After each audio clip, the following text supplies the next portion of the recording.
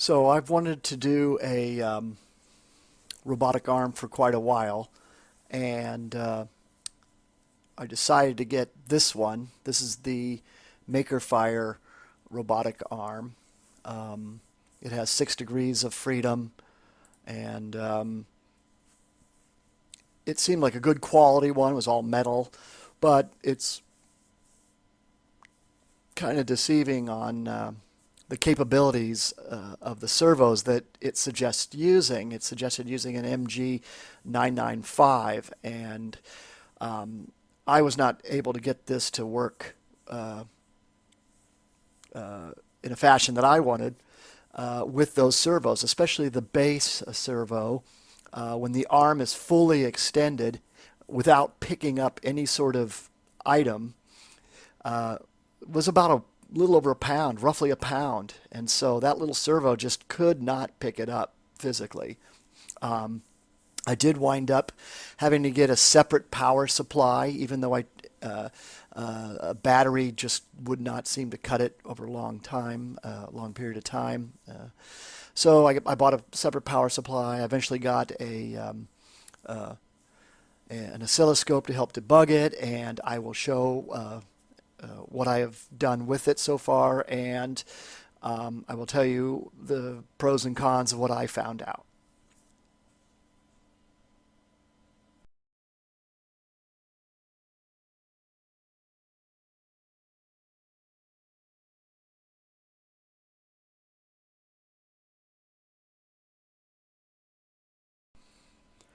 So this is the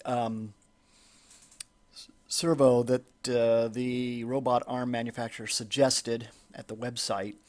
It's an MG995, and I found that it did not have enough torque nor enough power. It was really cheap. And it does come with a bunch of little horns, those little plastic rings that allow you to connect stuff to the servo. You will need to buy a metal round horn for the robot arm to work. The plastic one would work, but over a period of time it gets sloppy. It could also round out, and then you're still having to get the horns. And I'll show an example of the horns here in a second.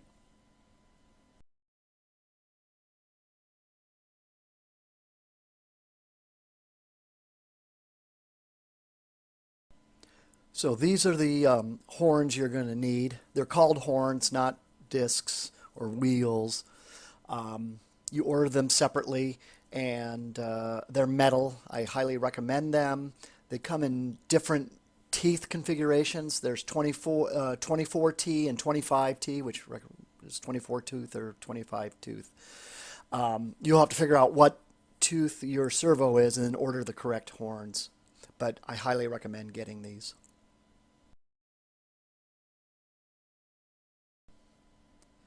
These are extension cables for the servos. I recommend getting these. Also, initially I didn't want to get them. I thought I'd just use some extension wires that I had purchased. And it turns out as the robotic arm moves around and whips around, these wires really get moved around a lot. And if you lose one of those signals, driving the servo, it could reset the servo. It could cause it to go haywire. It's just not worth it. These servo extension cables come in different lengths, 30, 60, 90, 1 foot, 2 foot, 3 foot.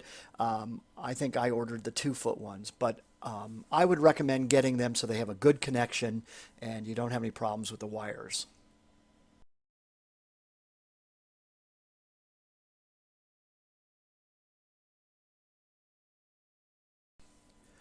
So initially I decided to buy this Adafruit 16-channel 12-bit Servo Shield.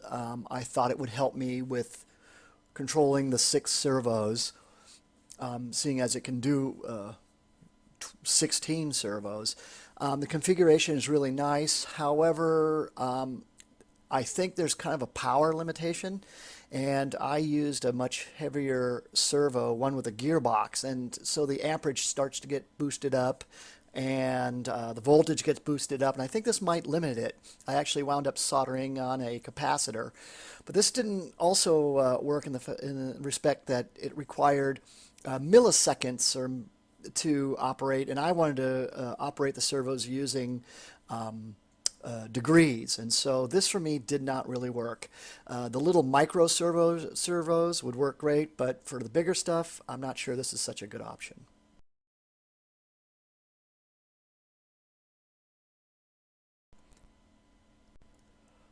So here we have the substitute I finally made for the MG995 servos.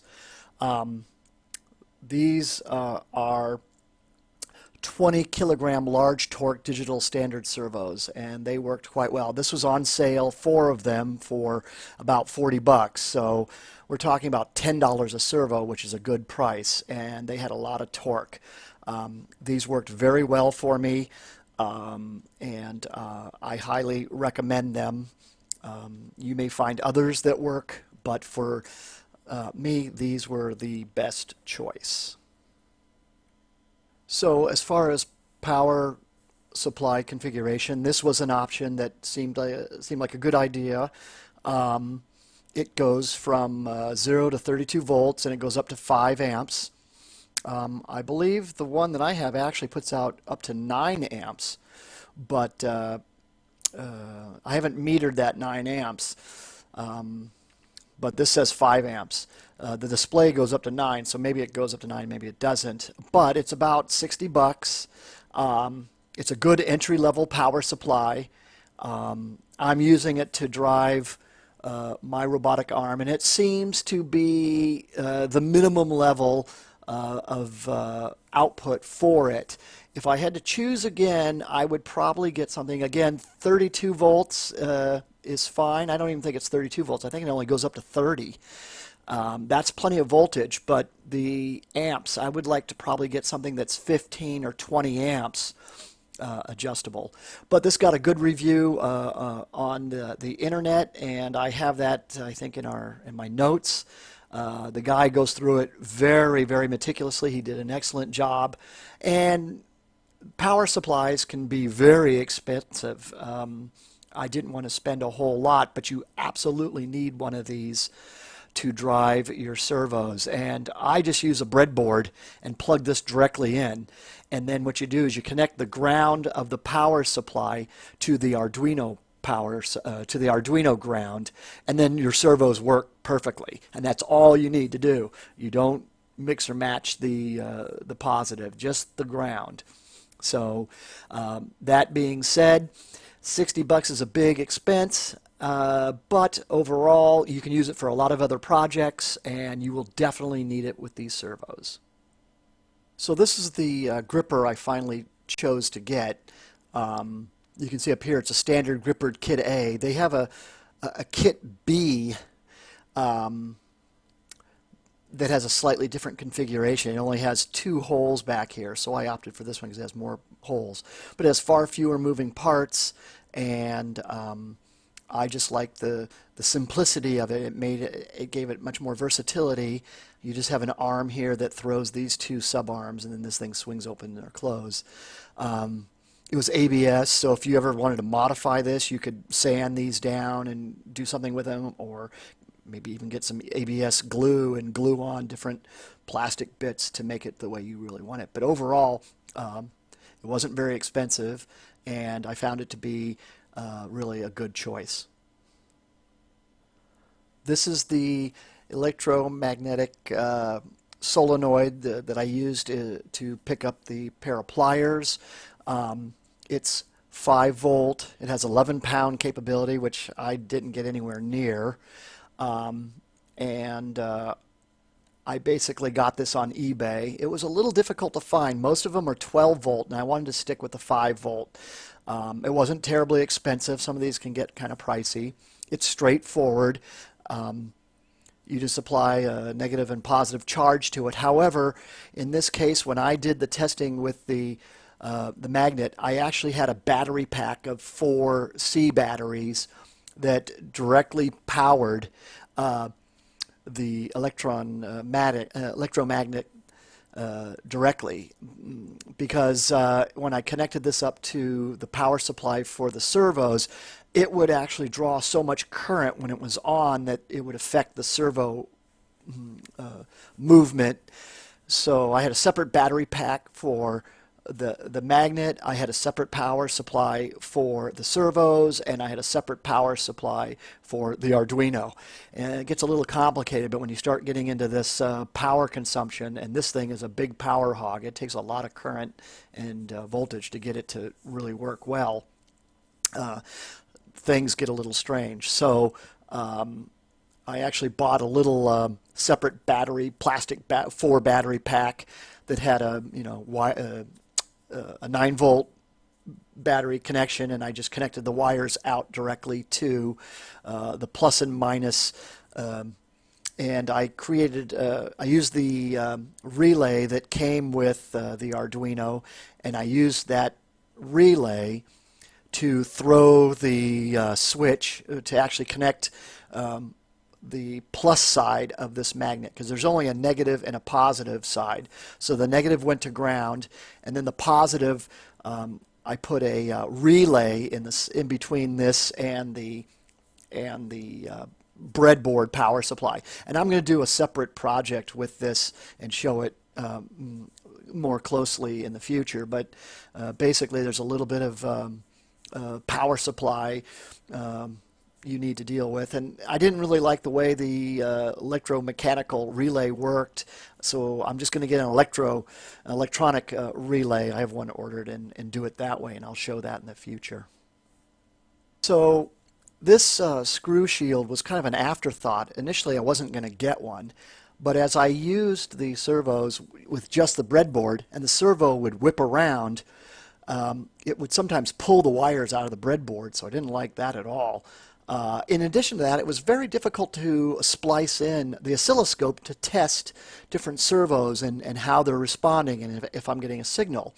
And so this made it very easy to break out the pins from the Arduino and anchor the servos using these screw tie downs, and then I could tap into these headers with the pin for the oscilloscope, and it worked really nicely, and I highly recommend it for just under $5. It's a great tool to have. You can use it, I believe, in the Mega. I haven't yet, but it works great in the... In fact, I did use it in the Mega, so it works great in the Mega, and it works great in the Uno. So it's a nice testing tool, and there's all sorts of different options here you can do with the boards, and so I recommend getting these if you can spare a couple extra bucks for them.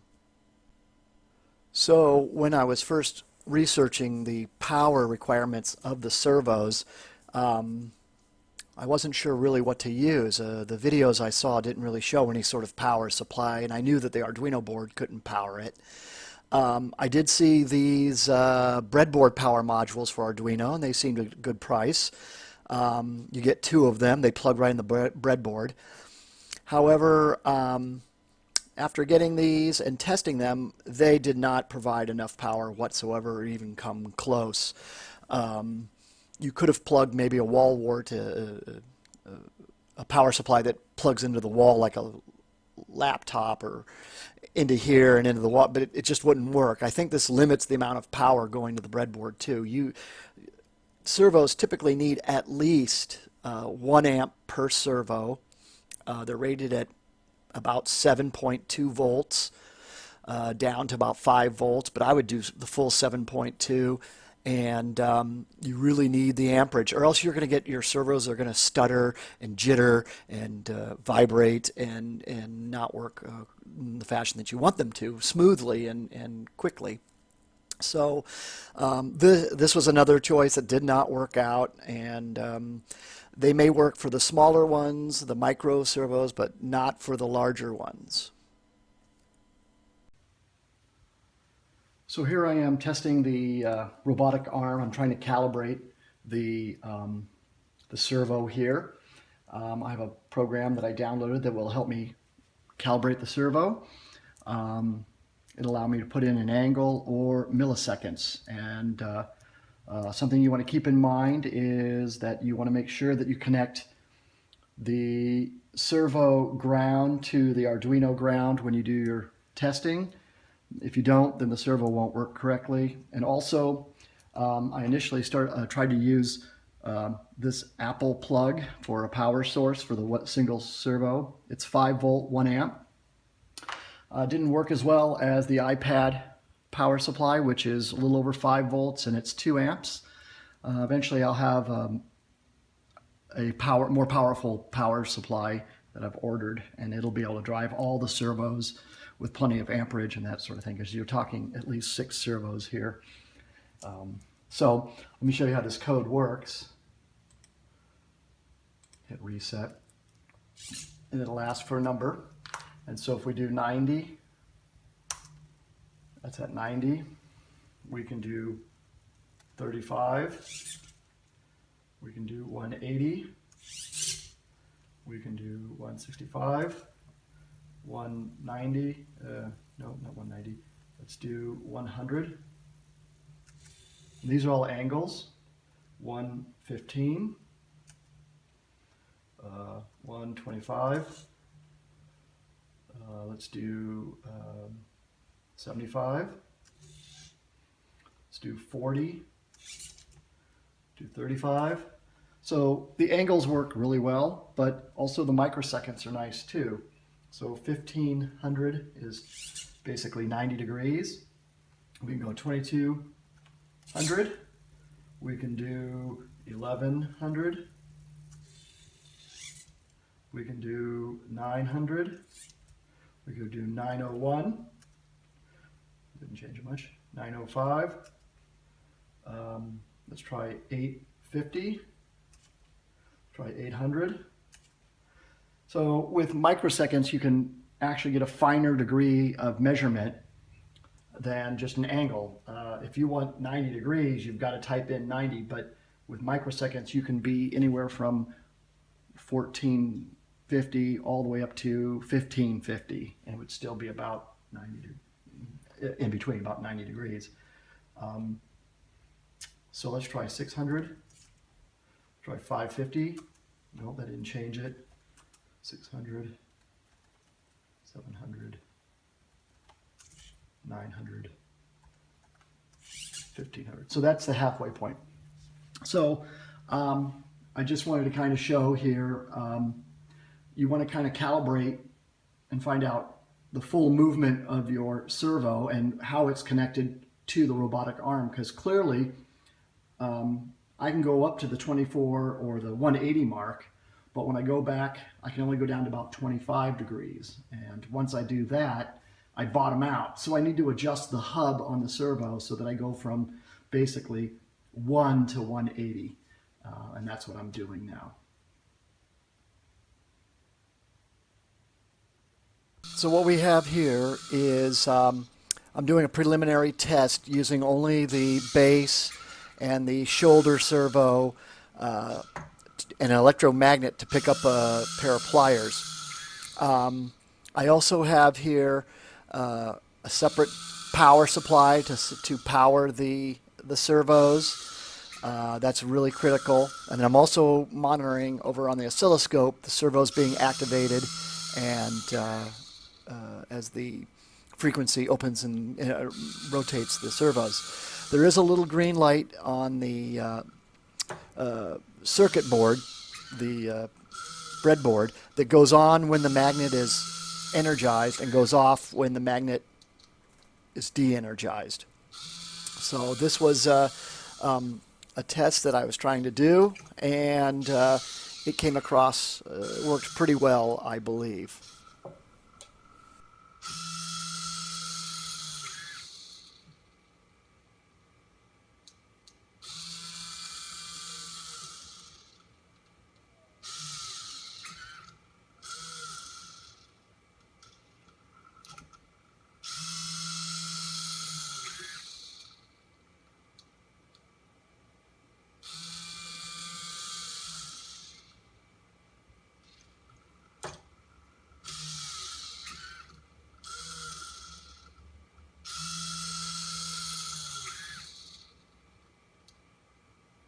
So here we have the final project, the robotic arm fully extended horizontally, which is going to be its greatest lifting requirement.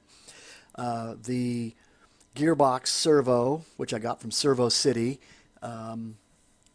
has enough torque to lift all that up, including some sort of item too. You have to include the amount of weight that you want to pick up. It's not just the arm. I have the power supply showing the power requirements. I have the oscilloscope on the right showing the servo as the gripper opens and closes. The issues with the actual gripper not being able to hold on to the box has been resolved.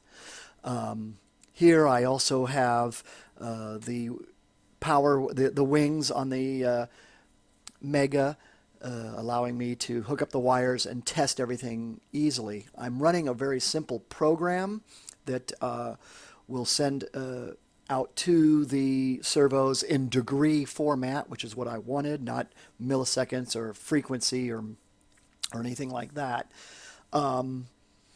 Here I show, there's going to be the actual the wing board, and I also have it connected to the power from the power supply, connected to the breadboard, a nice large breadboard, so I have plenty of room. So overall, I'm pleased with this project. There's more I want to do with it. So this is just kind of the first phase. The servos I had to figure out, and the number of degrees of freedom. I wanted to have 6. However, when I add another servo at the end of that arm, it's too much for the elbow and servo. So maybe in the future someday I'll change that out, but for right now this suffices. I have just 5 degrees of freedom, and that seems to be plenty.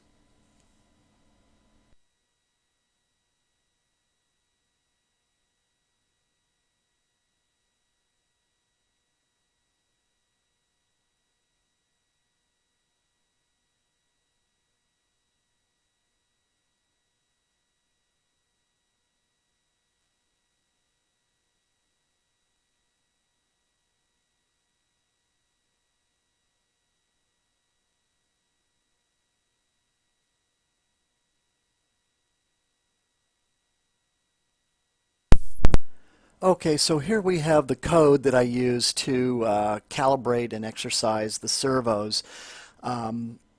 It's a mishmash of code. It's not really a program set up to do any particular function.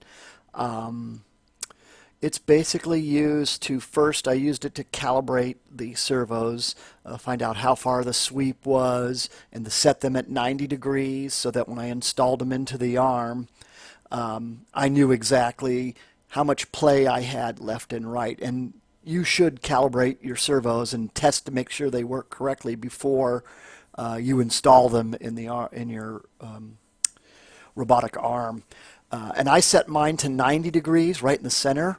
And then that way I can tell if I need to back off one direction or another. For instance, the shoulder gearbox can't go all the way to 0 or 180 because it hits the base of the robotic arm.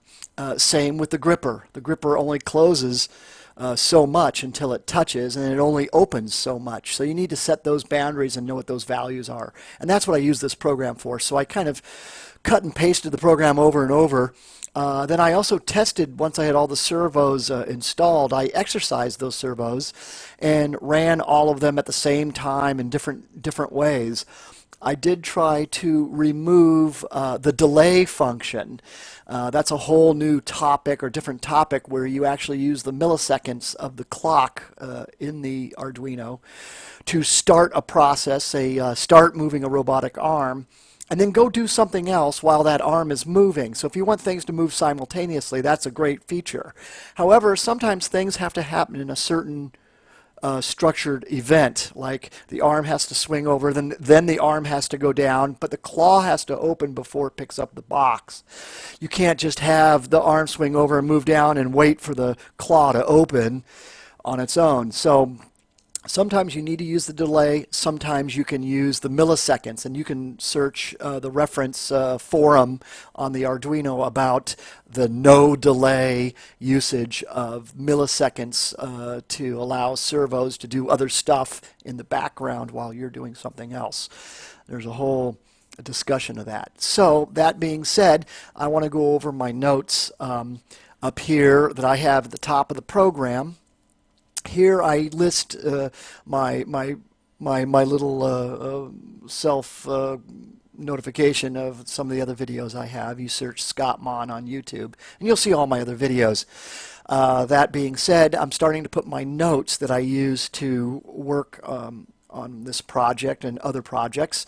You can click on these links and this will attribute any information I use to these people.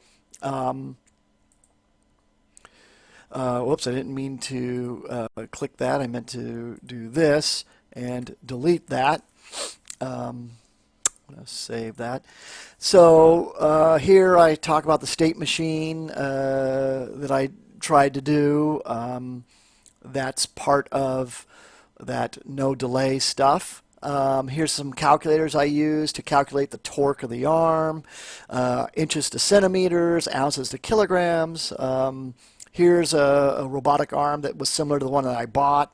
And then here are all my robotic notes, and I'm not going to go through these step by step, but needless to say, there's quite a few of them and a little bit of redundancy, but I talk about robotic notes here, robotic arm servo notes, some of the cons of that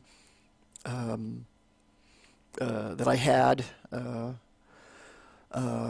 electromagnetic notes I made here, and then I come into the code. It's pretty straightforward.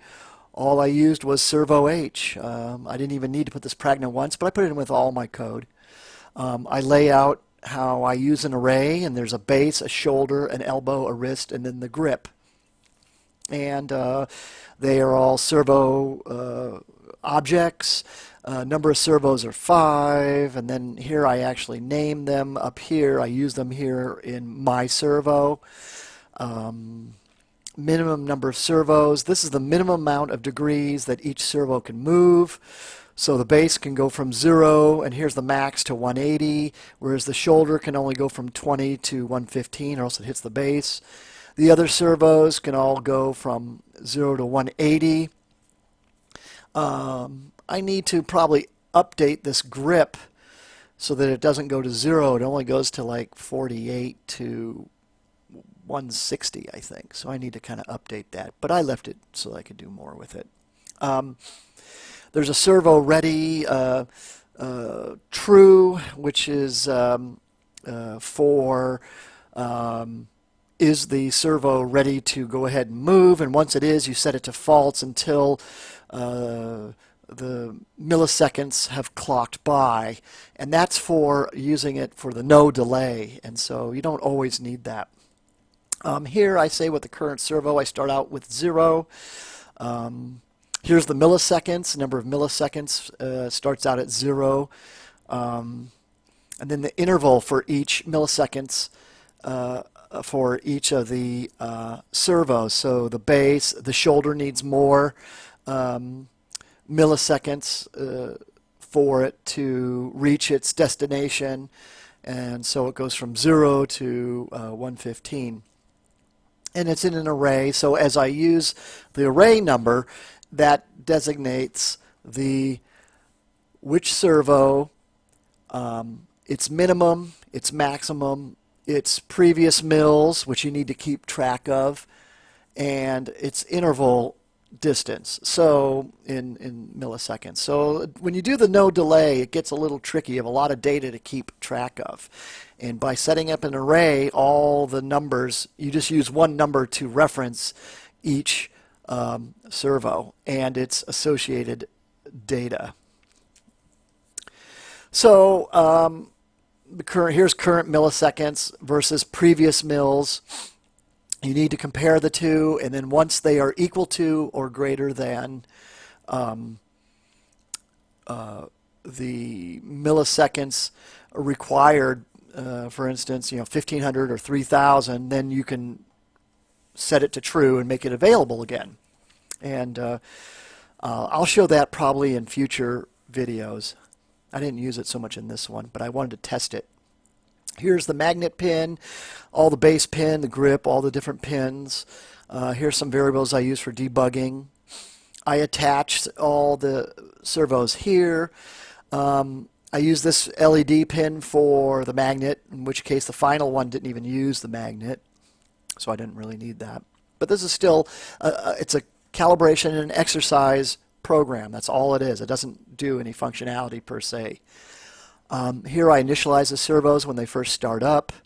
Almost all the servos will go to the 0 position, regardless. Once they're first turned on, they go right to 90. In the case of the shoulder, that was a problem because it threw it way back, and I wanted it to only go to 70, so I tried to catch it here. And that's all I set up. So here we come down into the loop, and the loop is kind of a bizarre mishmash of stuff. Basically here I'm just printing, picking up the item, and I actually just do a hardcore write. I need these delays so that gives time for each of these servos to get to the correct position. Here it picks it up, then it resets to the center, and then it goes to the drop off portion and drops it off, and then it resets to the center, and then it goes to pick it up, and then it goes back to the center, and then it drops it back off, and then it goes back to the center to reset, and that's all it does. I have a start command here because I start the comment here. I move this start around. If I want to comment out this, I would cut this out and put it up here, and that would comment it out, and I can only do the top portion. Or if I wanted to take out all of this stuff and do the control down here, I can do that. I actually had, I can set the each and every servo. Here it's grip, or it could be the base, or it could be the shoulder, and I can test it here. Down here I set the current servo, and it will actually, I can start with one and then increment that one through all the servos and run each of them one at a time, doing all these different commands, whether it's move forward, move back, move up, move down. And here it allows me to test if I've reached, in this case I only did 4 servos, and once I reached the 4th servo, it would reset it to 0 and then start the whole process over. So that was a nice little tool as I was installing servos one at a time to increase this, and now it would obviously be equal to 6 because I only have 5 servos. Down here I'm testing certain degrees. 65 is straight up for the shoulder, 30 is straight out. That's kind of critical. Here I was testing moving it in different steps because I multiply the right by 30, so when it goes from 1 to 7, it's going 1, 30, 60, 90, 120, 150. I was testing in different groups because sometimes the servo spins very quickly, and that can cause you to drop your item that you're carrying sometimes. So it was just different ways of moving the servo in different speeds. Down here I was moving a different servo to 90 degrees and doing a few things, I guess. But it's all commented out, so I can do whatever I want and just leave it and use it later to test other servos. Down here I actually state what servo I'm moving to 90 degrees, and this would cycle through all the different servos and exercise them for a little bit to make sure that one, I had enough current and voltage going to it. It didn't spaz out, because sometimes if you get the current too low and they all get going, sometimes you lose a signal if a cable comes loose. This all kind of helped. And then I would reset the servos here back to their starting point, and then start again. This is part of the check servo for the milliseconds using the NoDelay. You compare. You get the current milliseconds.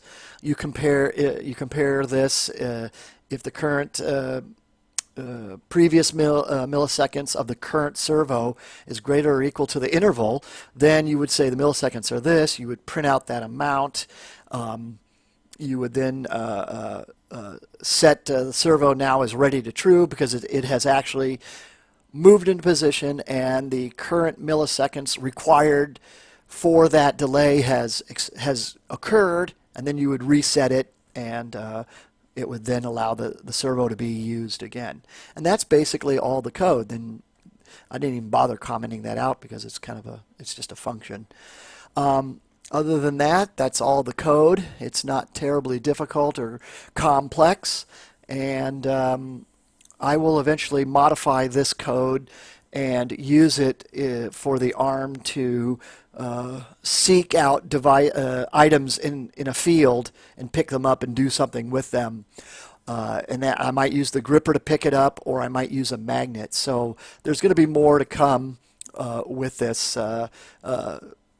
robotic arm. I'm going to do more with it, so stay tuned. I hope you find this video beneficial and informative. Please like it, share it. Please subscribe to my videos.